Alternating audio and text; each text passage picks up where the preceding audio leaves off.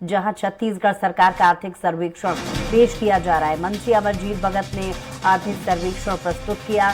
छत्तीसगढ़ की जीडीपी 8%, कृषि क्षेत्र की वृद्धि 5.93%, सेवा क्षेत्र की वृद्धि 9.29% की गई है दर्ज। छत्तीसगढ़ में प्रति व्यक्ति आय 1,33,000 हुई है। तो भारत की राष्ट्रीय जीडीपी 7% से 1% है, जिसमें ज्यादा जीडीपी में कृषि क्षेत्र की वृद्धि हुई है, 5.93% हुआ है। उद्योग क्षेत्र की वृद्धि 7.83% और सेवा क्षेत्र की वृद्धि 9.29% दर्ज की गई है, जिसमें छत्तीसगढ़ में प्रति व्यक्ति आय 1,33,000 प्रति व्यक्ति दर्ज की गई है। बड़ी खबर इस वक्त आपको बता रहे हैं, छत्तीसगढ़ सरकार का आर्थिक सर्वेक्षण पेश हुआ है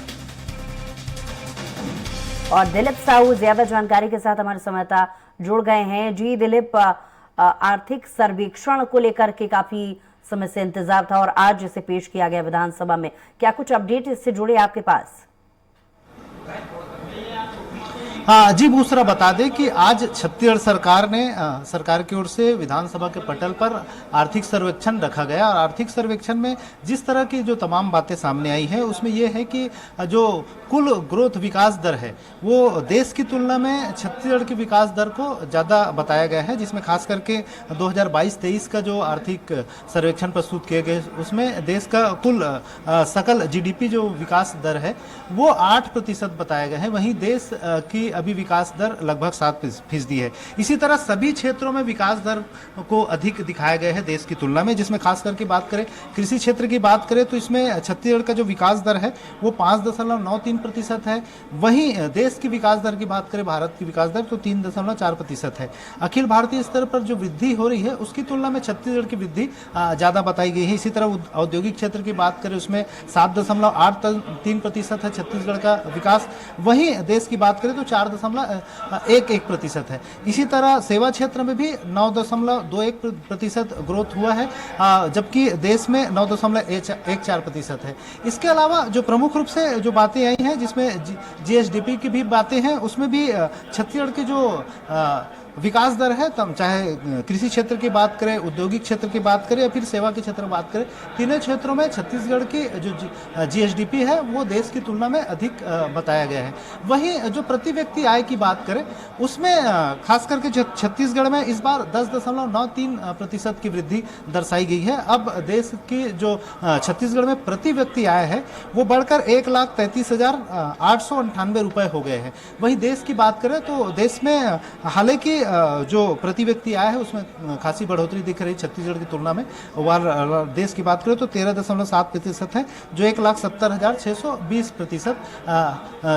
1,70,620 रुपया प्रति व्यक्ति आय दर्शाया गया है। इन तमाम चीज़ों को लेकर आर्थिक सर्वेक्षण जो हुए हैं उसको लेकर हमारे साथ वरिष्ठ पत्रकार बाबूलाल शर्मा जी हैं। हम इनसे जानना चाहेंगे कि जिस तरह से जो आर्थिक सर्वेक्षण आंकड़े प्रस्तुत किए गए हैं ये छत्तीसगढ़ के लिहाज से कितना बेहतर है? देखिए, जीडीपी का स्तर जो बढ़ा हुआ बताया जा रहा है वो निश्चित रूप से जब बाजार स्थिर होता है, बाजार के भाव स्थिर होते हैं और जो उत्पादन बढ़ा हुआ होता है और उसका बाजार मूल्य क्या है उत्पादन का, उसके आधार पर ग्रोथ गिना जाता है। तो निश्चित रूप से जब कोरोना काल के अंदर में इस सरकार का जो ग्रोथ बना हुआ था उसको उन्होंने मेंटेन किया है, क्योंकि कोरोना काल में पूरे देश का ग्रोथ जो है वो गिरा हुआ था, उत्पादन ग्रोथ। लेकिन अपने छत्तीसगढ़ के अंदर में लगातार जो है वो क्रय शक्ति भी बढ़ रही थी किसानों की, क्योंकि धान का मूल्य उनकी जेब में जा रहा था, अन्य भी जो भी गोबर का पैसा है वो जेब में जा रहा था, वो बंद नहीं हुआ था। इससे क्या है, यहाँ पर बाजार भी बूम था, क्योंकि वो किसानों की एक आदत होती है कि वो अपने पैसे को रखते नहीं है, जोड़ते नहीं है, वो खर्च करते हैं। तो बाजार में भी काफ़ी रौनक थी। ये जो ग्रोथ रेट दिखा रहे हैं हर सेक्टर में, उससे क्या आने वाले जो बजट है उसमें देखने को मिलेगा कि हमें ज़्यादा बढ़ा हुआ बजट दिखाई देगा? देखिए, निश्चित रूप से जब कोई चीज़ की ग्रोथ बढ़ती है तो सरकार का ध्यान उसकी तरफ जाता है और कोशिश करती है कि और हो। लेकिन जीडीपी का तो ग्रोथ जो है वो बहुत कम ज़्यादा ऐसा होता रहता है, वो बाजार की स्थिति के अनुसार होता है। और उसी अनुसार जो फिलहाल बाजार यहाँ का ठीक होने की वजह से प्रदेश में देश की तुलना में स्थिति अच्छी है। लेकिन आप देखेंगे प्रति व्यक्ति आय का प्रश्न जहाँ तक है, तो प्रति व्यक्ति आज आप इस तरीके से समझिए कि राज्य एक छोटा जगह होती है और देश एक बड़े आयतन में होता है, तो उसमें फ़र्क पड़ता है प्रति व्यक्ति। जब वो गणना होती है तो टोटल सभी राज्यों की जो जीडीपी है, जो भी उसका आय की स्थिति है, उनको टोटल करके फिर निकाला जाता है। तो कई राज्यों में जो है ग्रोथ अच्छी है, हमारे छत्तीसगढ़ में भी अच्छी है। तो ये जब टोटल किया जाता है, देश से जो तुलना कर रहे हैं, देश के आंकड़ों के साथ जो जारी कर रहे हैं छत्तीसगढ़, इसके पीछे मंशा क्या है? क्या दिखाना चाहती है आपकी सरकार? नहीं देखिए, प्रदेश सरकार तो चाहेगी कि ये लोगों को समझ में ऐसा ही आए कि भाई हम भारत की प्रगति से भी आगे प्रगति कर रहे हैं, मंशा दे, लेकिन ऐसा होता नहीं है। भारत की प्रगति पूरे राज्यों को मिलाकर होती है और ये अपने राज्य, निश्चित रूप से हमारे राज्य की तुलना अगर करेंगे किसी अन्य राज्य से, तब वो तुलना होगी, देश से तुलना नहीं हो सकती। लेकिन एक लोगों को ऐसा लगे कि भारत की तुलना में हमारा छत्तीसगढ़ ग्रोथ ज़्यादा कर रहा है टोटल भारत की तुलना में, अगर ये तुलना किसी राज्य से होती है तब वो महत्वपूर्ण होती है। अगर किसी राज्य की जीडीपी इससे बेहतर है, उसकी तुलना करे या कम है तो तुलना करे, तो एक अलग मुद्दा होता है। लेकिन यहाँ ये जो हम कह सकते हैं कि वर्तमान स्थिति में ये सरकार जो हमारे प्रदेश की है, वो निश्चित रूप से जो है कुछ अच्छा काम कर रही है, या ग्रामीण क्षेत्र की जो योजना है उसकी कारगर सिद्ध हो रही है।